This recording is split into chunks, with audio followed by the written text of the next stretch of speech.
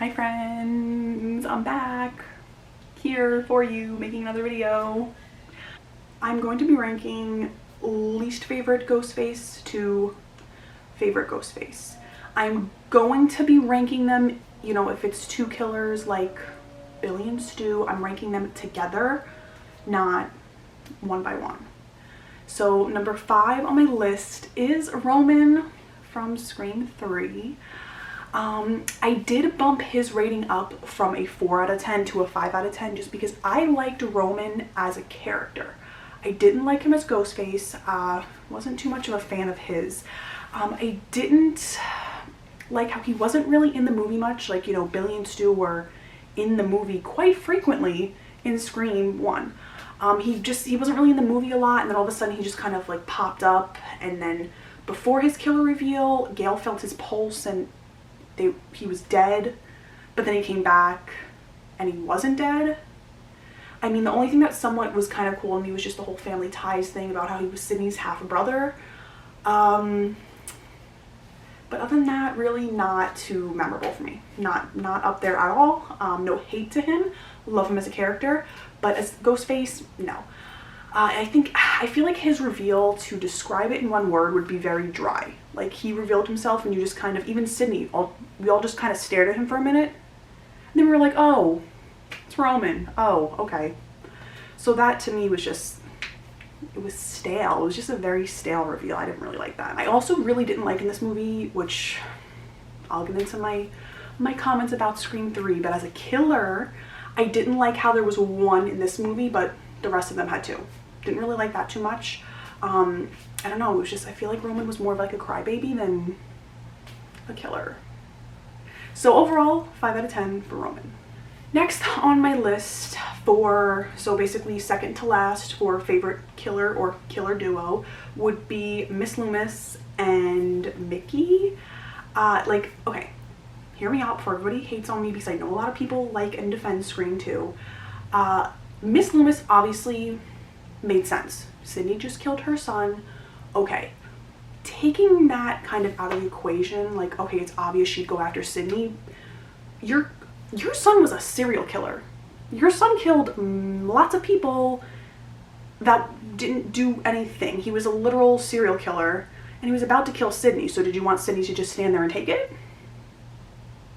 I don't think so. So, I mean, yeah, it was obvious and it made sense, but it was just kind of stupid. Like, your son was a literal serial killer. Like, listen, I am a Billy Loomis defender until I die. Love a Billy Loomis, love Stu Macher, but come on. He was a serial killer. He tried to kill Sydney. Sydney killed him before he killed her.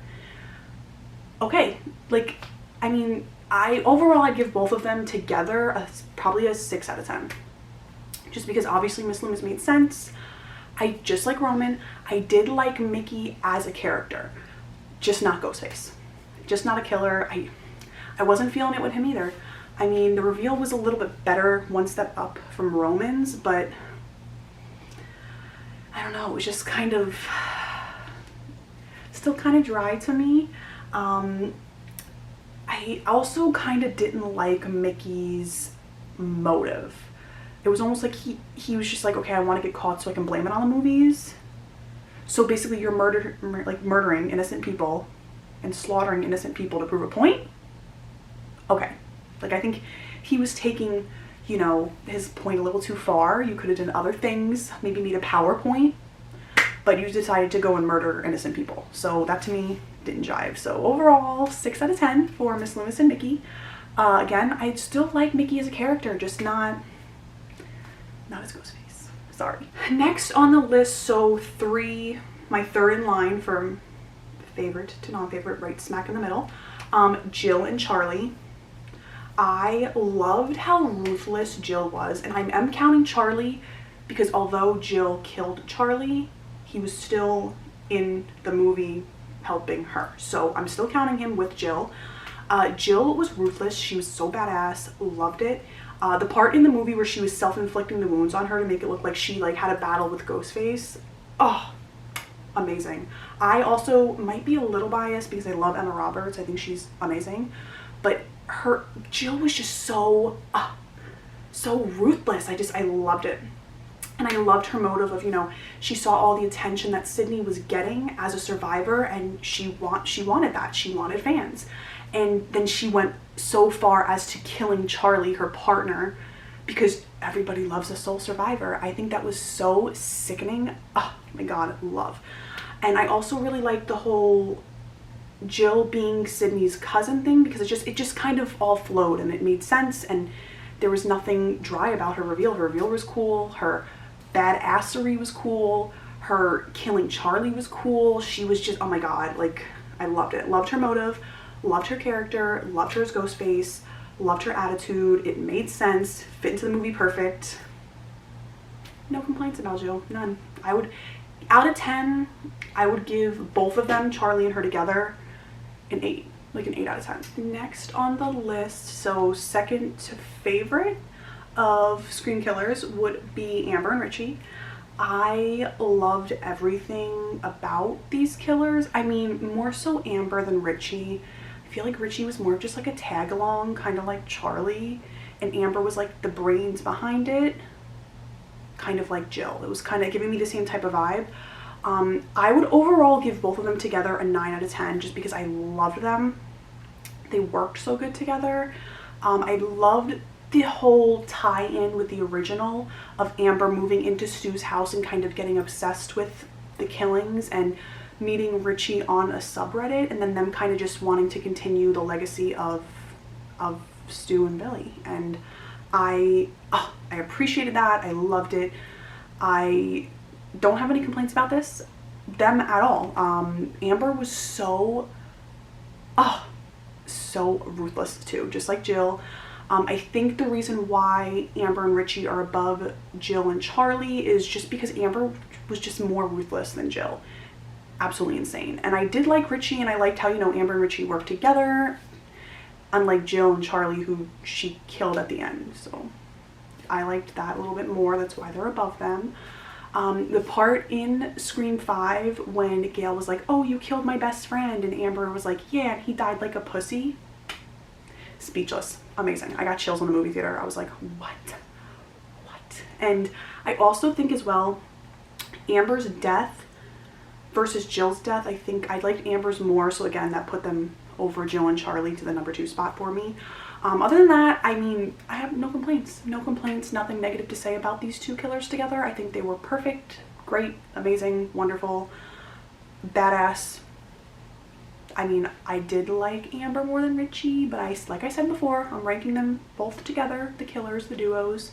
So that is my final score for them, 9 out of 10. So last, but certainly not least, number 1 on my list for Scream killers, and number 1 on every list I could possibly ever have in life, would be Billy and Stu from Scream 1.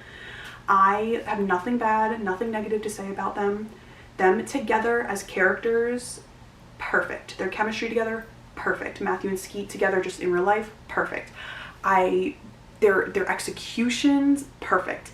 The way the characters fit into the story, perfect. Motive, perfect. I mean, I'm not justifying the motive, but I'm saying obviously it made sense. And it started, I appreciate how it started everything off, all of these movies off, it inspired the other killers in a way, so on and so forth. Okay.